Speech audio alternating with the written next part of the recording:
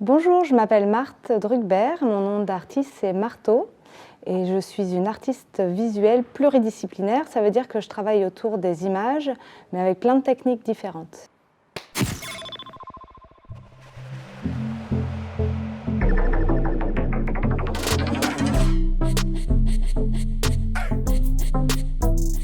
Les techniques que j'utilise, ça peut être le dessin, le graphisme. Je fais aussi de la sérigraphie et de la céramique. Et dernièrement, le VJing. Le VJing, c'est de la performance en live. C'est vraiment jouer avec des images en temps direct. Et celui qui fait du VJing, on l'appelle le vidéo jockey ou VJ.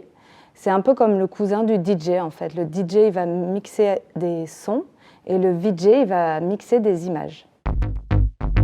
J'ai fait des études dans des écoles d'art différentes et j'ai d'abord appris des techniques autour du textile et ensuite du graphisme. Et ça m'a amené à faire par exemple du dessin pour le textile. Le VJing est apparu à peu près fin des années 70 et c'était plutôt lié à l'univers des adultes dans les clubs, associé aux concerts. C'est vrai que le VJing, c'est aussi une pratique qui est toujours associée à une autre forme d'art, donc souvent de la musique, mais ça peut être de la danse, ça peut être des marionnettes. Et moi, j'ai été amenée à faire du VJing pour les enfants, pour un festival de cinéma pour les enfants qui s'appelle Ciné Junior.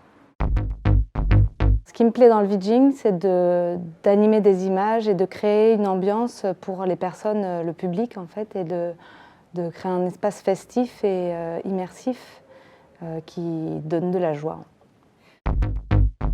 En VJing, on peut utiliser plein d'images différentes. Ça peut être des images de films, ça peut être des photos, ça peut être des vidéos qu'on fait nous-mêmes.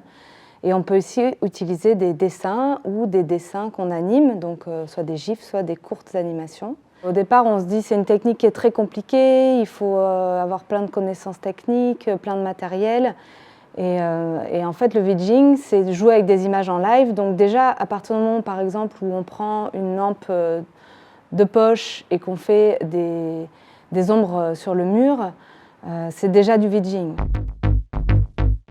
Pour découvrir le VJing, on peut déjà télécharger l'application VJ Live sur les tablettes.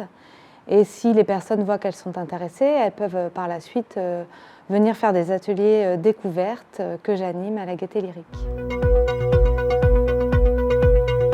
En VJing, le plus long, c'est de préparer ces images. Alors là, je fais des animations sur tablette, mais on peut aussi très bien les faire sur papier, puis les numériser ensuite pour les mettre dans l'ordinateur. Quand j'ai commencé à faire mes formations de VJing, j'ai étudié le travail des cinéastes expérimentaux qui ont travaillé sur la connexion entre le son et l'image. C'est ce qui s'appelle la synesthésie.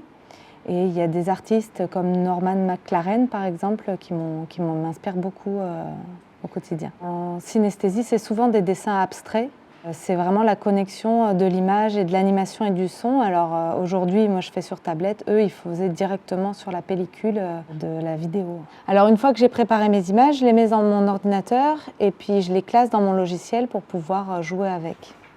Une fois que j'ai mes images dans mon logiciel, je les classe avec ma logique à moi. Comme ça, après, quand je suis sur scène, je peux jouer avec les images et les mixer.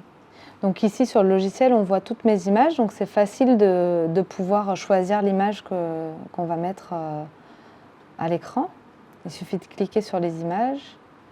En VJing, on joue sur de la musique pour accompagner la musique. Donc il faut vraiment bien écouter le rythme de la musique pour lancer les images sur le tempo et que ce soit connecté.